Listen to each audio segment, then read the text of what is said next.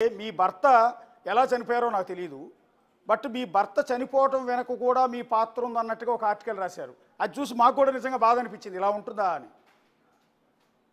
మా నా భర్త ఎలా చనిపోయాడనే దాని మీద సమర్థవంతంగా కేసు కట్టి అప్పట్లో ఇన్వెస్టిగేషన్ చేసింది శ్రీనివాస్ గౌడ్ అనే ఒక ఎస్ఐ గారండి. ఇప్పుడు ఆయన సిఐగా సిక్స్త్ టౌన్ లో ఉన్నాడండి. ఓకే ఆయన ఇంటర్వ్యూ తీసుకోండి మీరు, ఛానల్స్ వాళ్ళందరూ కూడా, ఆయన చెప్తాడు దానిలో.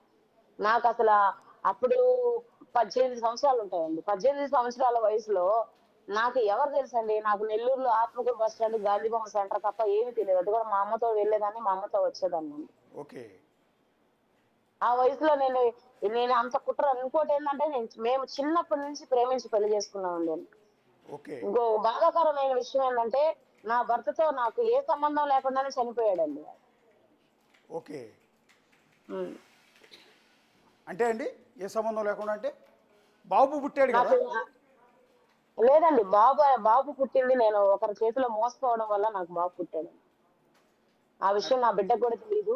నా బిడ్డకి తండ్రి శ్రీకాంతే అని చెప్పాను నేను అప్పుడప్పుడే ఊహ తెలుసుకున్నప్పుడు 2022లో. అప్పటి నుంచి ఆయనే తండ్రిగా భావించి వాడు కూడా ఇంటర్వ్యూలకు వస్తుంటాడు. ఆయనే తండ్రి అని బయట చెప్తాడండి. నా కొడుకు ఇనిషియల్ కూడా నేను ఏకే కనిష్కన్ కార్తికేయ రాజని ఏ అని చెప్పేసి శ్రీకాంత్ వాళ్ళ ఇనిషియలే పెట్టున్నాను. అంటే బాబు మీ భర్తకి పుట్టలేదు, శ్రీకాంత్కి పుట్టలేదు, థర్డ్ పర్సన్ ఉన్నారు. అంటే మీ భర్త చనిపోయిన తర్వాత మిమ్మల్ని మోసం చేశాడండి? మోసం చేశారండి నన్ను. ఒక వ్యక్తి మోసం చేశారు. ఆ మోసం చేసి మానసిక స్థితి నాకు బాగా లేకుండా వచ్చిందండి. నాకు బ్రెయిన్ లో బ్లడ్ క్లాట్, ఫిక్స్ కూడా ఉందండి. నా హాస్పిటల్ ఫైల్ అన్న కూడా ఇస్తానండి. ఏ చిన్న టెన్షన్ వచ్చినా నాకు ఫిక్స్ వస్తుందండి. ఇప్పుడు నేను డోస్ పెంచుకోనండి. ఉదయం ఒక మాత్రని, సాయంత్రం 2 మాత్రలు, 1500 mg ఫిక్స్ మాత్రం నా బాడీలోకి పోతుంటే నేను ఇలా మీతో మాట్లాడుతున్నానండి. అయ్యో ఓకే. అంటే నిన్న మీరు ఒక మాట చెప్పారండి, మీ భర్త వాయిస్ అండ్ శ్రీకాంత్ గొంతు, ఇద్దరు గొంతులు కూడా ఒకేలా ఉంటాయి కాబట్టి నేను శ్రీకాంత్ని ప్రేమిస్తున్నాను అన్నారు. స్టిల్ ఇప్పటికీ అదే కారణమా?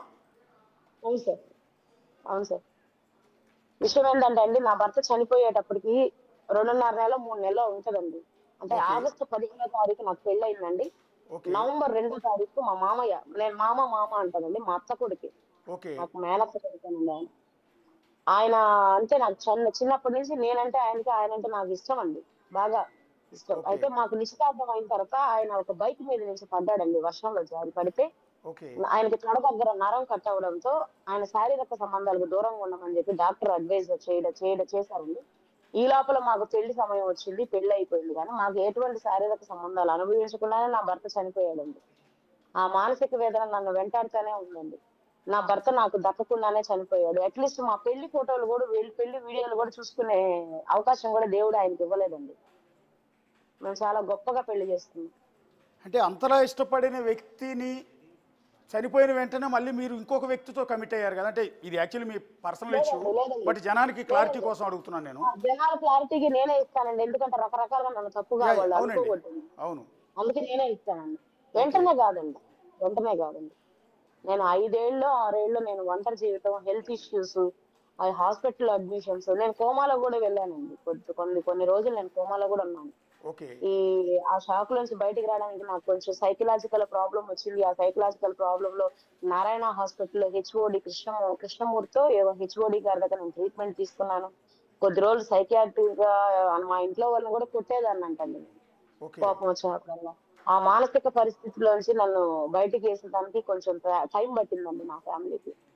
తర్వాత నేను ఒకరి మాయ మాటలు నమ్మాను. ఒక 5 ఏళ్ళు 6 ఏళ్ళ సమయం తర్వాత ఒక మాయ మాటలు నమ్మానండి. కొంత పరిచయంలోనే నాకు ప్రెగ్నెన్సీ వచ్చేసింది. తర్వాత ఆయన పెట్టే వేధింపులు తట్టుకోలేక నేను బయటకు వచ్చేసాను. ఆ తర్వాత బయటకు రావడం, నేను వెలుగులో చేరాను. వెలుగులో చేరిన వెంటనే ఇంకొక పెద్ద నాయకుడు నిరంజన్ బాబు రెడ్డి గారు అని ఆయన నా మీద పగబట్టారు. నా ఉద్యోగం తీసేసేసాడు, నన్ను రోడ్డు మీద వేసాడు. నాకేం చేయాలో తెలియక ఆ కేసులు పెట్టించాడండి నా మీద. ఈ రోజు దిశ పోలీస్ స్టేషన్ లో ఉన్నటువంటి సిఐ చింతం కృష్ణారెడ్డి, ఆయన అడగండి మీరు, నన్ను ఏ విధంగా నలిపారు. ఆయనండి అప్పుడు కోవూరులో ఎస్ఐ. నన్ను నలిపారండి, బండి పెట్టి ప్రచారం చేశారండి, పట్టించండి ఆ అమ్మాయిని, ఎక్కడుండో పట్టించండి, నన్ను అరెస్ట్ చేయాలి, జైలుకు పెట్టాలని. అంత బాధలు ఎదుర్కొన్నానండి. దాని వెనకాల ఉన్న కారణం ఏంటో తెలుసా అండి? వైఎస్ఆర్సీపీలో వార్డు మెంబర్ గా గెలిచినటువంటి నా తల్లి పోలంరెడ్డి శ్రీనివాసులు సమక్షంలో వెళ్లి కండవా వేయించుకోవడం అండి.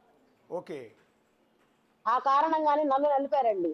అబ్బో ఆ నలుపుడు ఆ నలపడం నాకుండే ఆరోగ్య పరిస్థితికి ఇంకా నేను చచ్చిపోతానేమోనని నాకు వద్దండి ఉద్యోగం అని నేను అప్పట్లో ఉన్నటువంటి అధికారులను బతిలాడుకొని ఆ ఉద్యోగం వదిలేసేసి నన్ను ఏ వైఎస్ఆర్సీపీ పార్టీ ఇబ్బంది పెట్టిందో ఆ పార్టీ నాయకుడిని నేను ఛాలెంజ్ చేసి ఇక్కడ రాజకీయాల్లో నిలబడి కట్టుకున్నానండి.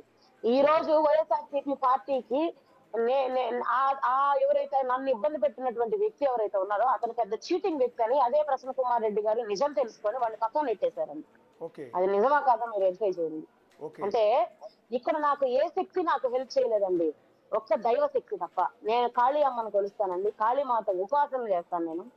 నేను ప్రతిరోజు చేస్తున్నటువంటి నా మంత్ర బలము, నా ఉపాసన నాకు దిక్కయిందండి. ఇంతగా ఇప్పుడు నేను దిగినటువంటి ఎమ్మెల్యేల ఫోటోలు అయి ఉండొచ్చు, మీడియా వల్ల నాకు ఇంత హైప్ తీసుకొచ్చింది అవ్వచ్చు, నిరంజన్ బాబు నన్ను ఇబ్బంది పెడితే నేను ఎదుర్కొని అవ్వచ్చు, శ్రీకాంత్ ని జైల్లో నేను రాఖీ పండగప్పుడు నేను మీద ఫోటోలు కూడా ఇంతకు ముందే అందించాను, మీకు మీ రిపోర్టర్లు వాళ్ళు అందించుంటారు. జైల్లో నేను రాఖీ ప్రిజనర్స్ అందరికి కట్టే ఫోటోలు ఉన్నాయి. అది నిజమో అబద్ధం అక్కడే నేను శ్రీకాంత్ చూశాను. చూసినప్పటి నుంచి ఆయన్ని ప్రేమించి పెళ్లి చేసుకోవాలని ఇప్పుడు నేను చేస్తున్నటువంటి ఈ ప్రేమ పోరాటానికి కూడా నేను నమ్మిన నా దైవ బలమే నాకు తోడుంది కానీ ఏ మానవ శక్తో లేకపోతే ఏ దుష్ట శక్తో నాకు తోడుంది.